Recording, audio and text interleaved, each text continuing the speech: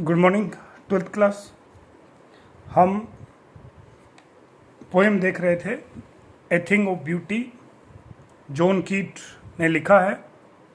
और इसमें हम देखे थे कि उन्होंने प्रकृति प्रदत्त सुंदर वस्तुओं का महिमा मंडल गाया है। उन्होंने बताया है कि प्रकृति प्रदत्त सुंदर वस्तुएं हमें प्रेरित करती हैं, हमारे मन को बदलती हैं, ऐसा कुछ उन्होंने बताया।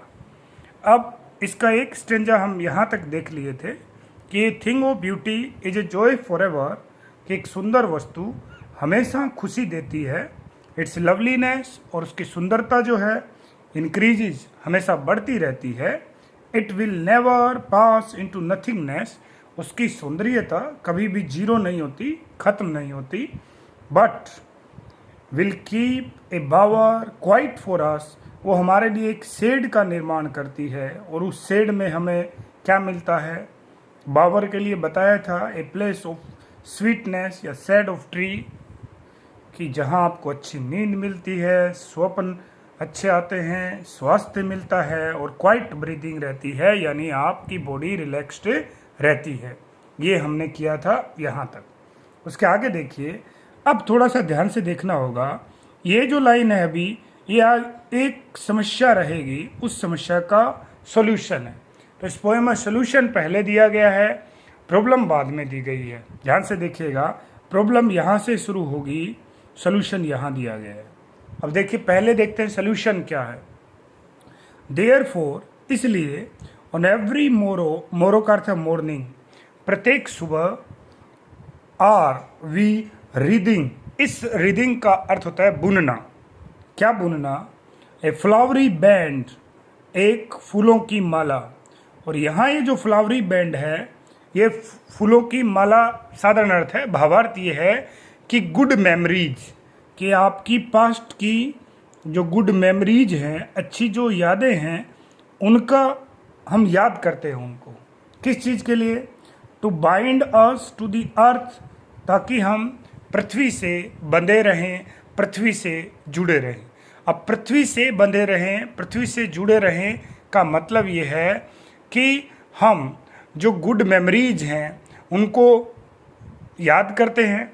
Date make us love our life on earth, इसका to bind us to earth का अर्थ मीनिंग है कि डेट मेक अस, जो हमें तैयार करती है, रेडी करती है, लव आवर लाइफ, की पृथ्वी पे हमारे जीवन से हम प्रेम करें। यह सोल्यूशन दिया गया है कि इसलिए। अब इसलिए इसका मतलब कोई समस्या भी है, और समस्या क्या है देखिए। स्पाइट ऑफ डेस्पोडेंस, स्पाइट का अर्थ है के बावजूद, डेस्पोडेंस का अर्थ है निराशा, कि जीवन काफी नीरस है, एक पहली समस्या। दूसरा, ऑफ द इनह्यूमन डेथ, ये देखिए, डेथ का अर्थ है कमी, डेथ का कमी है। ऑफ नोबल नेचर्स, ध्यान से देखिएगा कि जीवन में अच्छे जो इंसान हैं, नोबल नेचर्स जो हैं, उनकी कमी है। इन कमी के बावजूद, और देखिएगा, एक निराशा, दूसरा अच्छे लोगों की कमी, तीसरा ऑफ द ग्लूमी डेज, कि जो दिन हैं वो भी काफ़ी सफरिंग करने वाले हैं, पीड़ादायक हैं, ग्लूमी हैं। ठीक, वैसे ग्लूमी का अर्थ होता है निराशित करने वाले, निराश करने वाले। ध्यान से देखिएगा, क्या है? निराशा है, सफरिंग। आप डेस्पोडेंस को सफरिंग कह सकते हैं, होपलेसनेस कह सकते हैं। अच्छे लोगों की क्या है? नोबल नेचर्स, अच्छे लोगों की क्या है? कमी है। निराशामय डेज है। और क्या है? Of all the unhealthy and over darkened ways. देखिए, ध्यान से समझिएगा, यहाँ डार्कन वेज का अर्थ होता है वो दिन या वो रास्ते जो डार्कन हैं, यानी जहाँ चारों तरफ अंधेरा है। और अनहेल्दी का अर्थ है मुश्किलें। अनहेल्दी का अर्थ है मुश्किलें, कि जीवन में बहुत सी मुश्किलें हैं, जीवन में चारों तरफ अंधेरा छाया हुआ है, फिर भी, ध्यान से देखिएगा, फिर भी मेड फॉर अवर सर्चिंग, यानी हम आगे बढ़ते रहते हैं, अपनी तलाश जारी रहती है। अब ध्यान से देखिएगा, हम अनहेल्दी ओवर डार्कन पाथ से गुजरना ही हमें पड़ता है, फिर भी हम आगे बढ़ते हैं और अपनी जो जीवन के प्रति अपनी जो तलाश है उसको जारी रखते हैं। कैसे रखते हैं, देखिए, on every morning therefore, इसलिए प्रत्येक सुबह को हम जो फ्लावरी बैंड है यानी गुड मेमोरीज की एक माला बनाते हैं कि हमारे साथ जीवन में ये अच्छा हुआ, ये अच्छा हुआ, ये अच्छा हुआ, उसके आधार पे हम आगे बढ़ते हैं। पूरे स्टेंजा को दोबारा पढ़ रहा हूं, ध्यान से देखिएगा। अब वापिस विपरीत दिशा में पढ़ूंगा। वो कह रहे हैं कि जीवन में निराशा है, डेस्पोडेंस है। ठीक, डेस्पोडेंस आप मीनिंग लिखना चाहें तो सफरिंग कह सकते हैं, होपलेसनेस कह सकते हैं। ठीक है, और क्या है, of the inhuman death of noble nature, कि इंसानों में अच्छे लोगों की क्या है, कमी है। ठीक है, और क्या है, ऑफ द ग्लूमी डेज, कि जो दिन है वो भी काफ़ी निराशित करने वाले हैं, हतोत्साहित करने वाले हैं। ठीक है, प्रोत्साहित करने वाले नहीं हैं। फिर क्या है, मेड फॉर आवर सर्चिंग, ये चीज़ कौन सी चीज़, ये वाली। अब देखिएगा ध्यान से, a flowery band to bind us to the earth, कि पृथ्वी पे जो जीवन है उससे हम प्रेम करते हैं। क्यों? क्योंकि प्रत्येक सुबह, मोरो का अर्थ है मॉर्निंग, प्रत्येक सुबह वी रीडिंग, हम बुनते हैं ए फ्लावरी बैंड, सीधा अर्थ है फूलों की माला, लेकिन यहाँ फूलों की माला से अर्थ है कि वो गुड मेमोरीज, वो अच्छी यादें, और उन गुड मेमोरीज के सहारे सहारे हम आगे बढ़ते हैं, एक माला सी बुनते हैं। मेड फॉर अवर सर्चिंग, यानी अपनी तलाश जो वो जारी रहती है, खुशी की मान लीजिए आप, प्रगति की मान लीजिए आप, एफर्ट्स हम करते रहते हैं, यहाँ तक कोई दिक्कत नहीं। एवरी मॉर्निंग, प्रत्येक सुबह माला बनाते हैं गुड मेमोरीज की।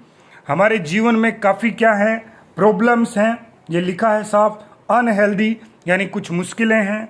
ओवर डार्कन वेज यानी समस्याएं हैं, अंधेरा है चारों तरफ, और इन डार्कन पाथ से, अनहेल्दी पाथ से हर इंसान को गुजरना पड़ता है। तो क्या कह सकते हैं आप कि जो प्रॉब्लम्स जो हैं उनका फेस करना ही क्या है, पाथ ऑफ सक्सेस है। पाथ ऑफ सक्सेस यानी सफल होने के लिए आपको तकलीफ से गुजरना होगा। और क्या है, यदि आपको टू रीच लाइट, यदि आपको आगे तक पहुंचना है, टॉप सक्सेस प्राप्त करनी है, तो आपको अच्छी यादों को लेकर चलना होगा, आगे बढ़ना होगा। क्लियर? अब देखिए, yes, in spite of all shape of beauty moves away the pall of from our dark spirits. यहाँ तक देखिएगा, इस लाइन को बताता हूँ। यस यानी जी हाँ, इंस्पाइट करते के बावजूद, ऑफ ऑल, इन सब के बावजूद, ये सारी चीज़ें जो बताई हैं, ग्लूमी डेज, डेस्पोडेंस, नोबल नेचर जो उनकी कमी, अनहेल्दी मुश्किलें, इन सब के बावजूद, सम शेप ऑफ ब्यूटी, सुंदरता की कुछ आकृतियाँ, अब वो सूर्य हो सकता है, वर्षा हो सकती है, चंद्रमा हो सकता है, ट्रीज हो सकते हैं, वो सारी चीज़ें क्या करते हैं, मूव अवे, दूर कर देती हैं। द पाल, पाल का अर्थ होता है डार्क क्लाउड्स, अंधेरे बादल, काले बादल। किस चीज़ के? अंधकार के, अज्ञानता के, निराशा के, वो सब। फ्रॉम अवर डार्क स्पिरिट्स, कि हमारी जो आत्मा जो है, जो डार्क हो गई है, डार्क का अर्थ है जहाँ, जिस पे चारों तरफ अंधेरा छा गया है, जिस पे चारों तरफ समस्या आ गई है, उन सारी चीज़ों को, इन स्पाइट ऑफ ऑल, इन सारी चीज़ों की कमियों के बावजूद कुछ सुंदर चीज़ें, सम शेप ऑफ ब्यूटी, जैसे मैंने बताया उसमें कुछ भी हो सकता है, वो सारी चीज़ें क्या करती हैं, हमारी आत्मा से उस अंधेरे रूपी, अंधकार रूपी बादलों को हटाती हैं। अब ध्यान से देखिएगा, इसने ये कहा सम शेप ऑफ ब्यूटी, कुछ सुंदर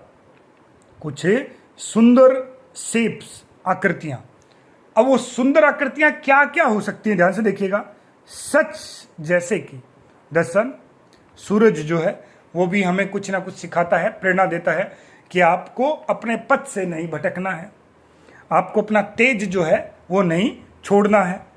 फिर क्या है, द मून, चंद्रमा भी हमें सिखाता है कि रात कितनी भी काली क्यों ना हो, यानी अंधेरे कितने भी हों, आप प्रयत्न करते रहिए, आप अपनी रोशनी को बिखेरते रहिए। ठीक है। ट्रीज, पेड़, चाहे वो ओल्ड हो एंड यंग, यानी पेड़ पौधे वो भी हमें सिखा रहे हैं। यंग का अर्थ है छोटे और ओल्ड का अर्थ है बड़े।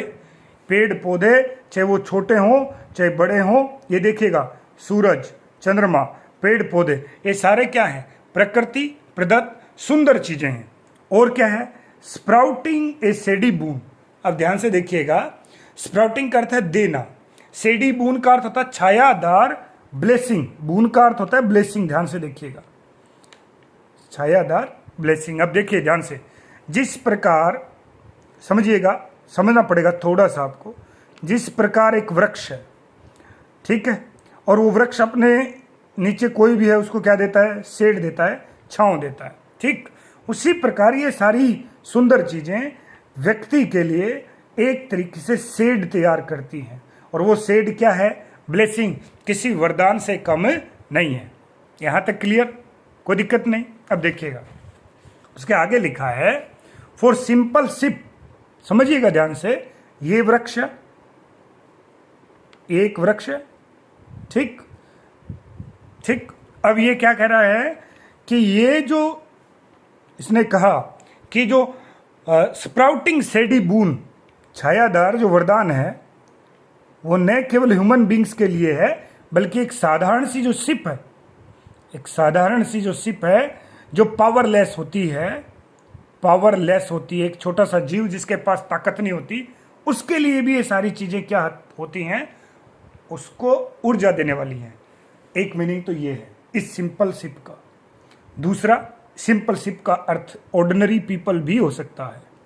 ऑर्डिनरी पीपल, जो साधारण लोग हैं, जो पावरलेस होते हैं, जिनके पास ताकत नहीं होती, वो कह रहा है कि ये सारी चीजें, सूर्य, चंद्रमा, पेड़ पौधे, सारी चीजें किसी वरदान से कम नहीं है, चाहे वो साधारण व्यक्ति क्यों ना हो, या फिर एक साधारण सा जानवर जो है, जो शक्तिहीन है, उससे लेकर सबको ये क्या करती हैं?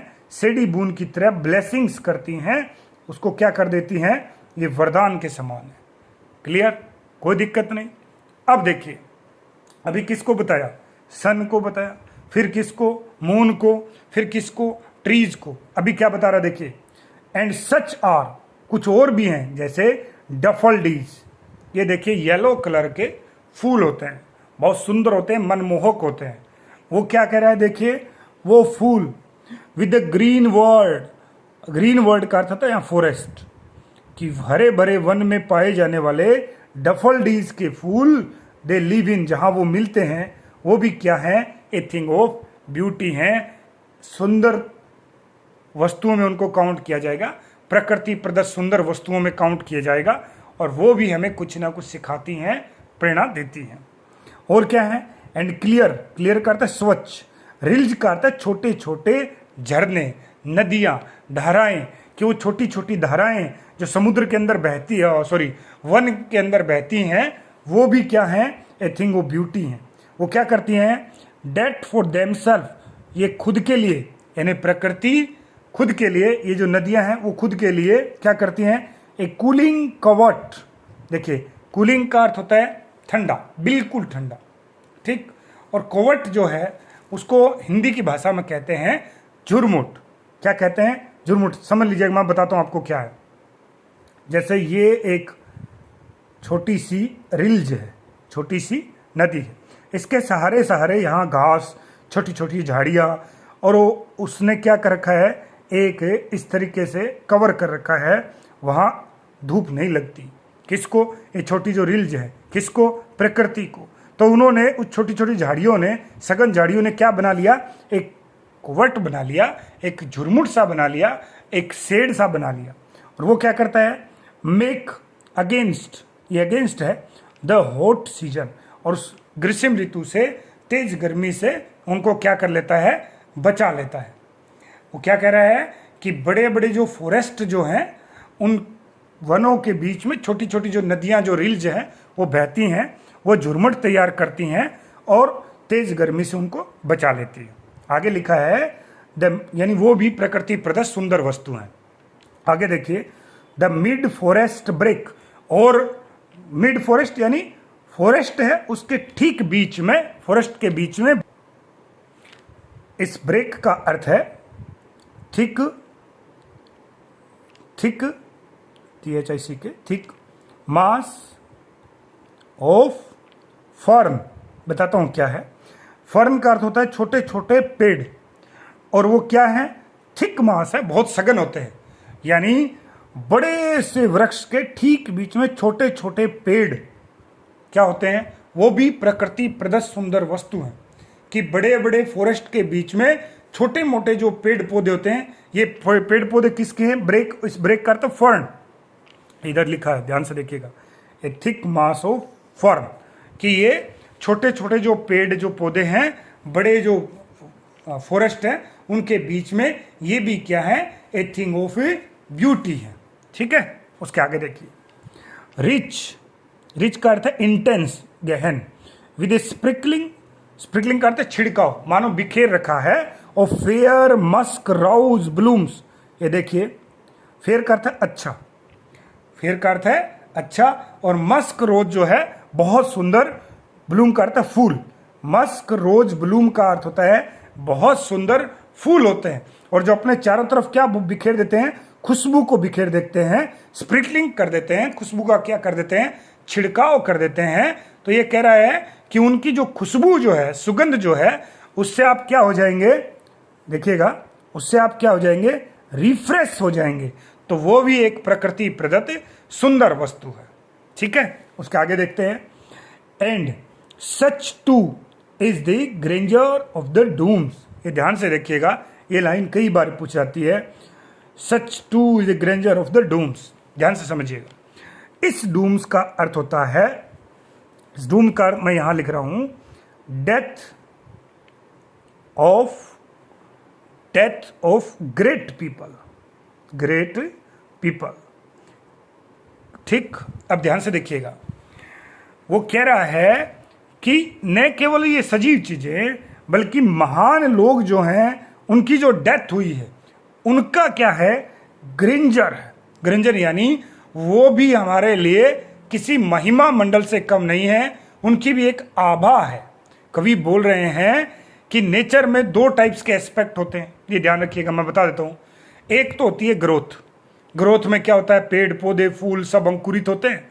दूसरा होता है डेके, डेके ये DECAY, यानी हर चीज का, जैसे पतझड़ में पत्ते गिर जाएंगे, ऐसे ही क्या कह रहा है कि डेथ ऑफ ग्रेट पीपल, ध्यान से देखिएगा, डेथ ऑफ ग्रेट पीपल, महान लोग जो हैं उनकी जो मृत्यु है, we have imagine for the mighty dead.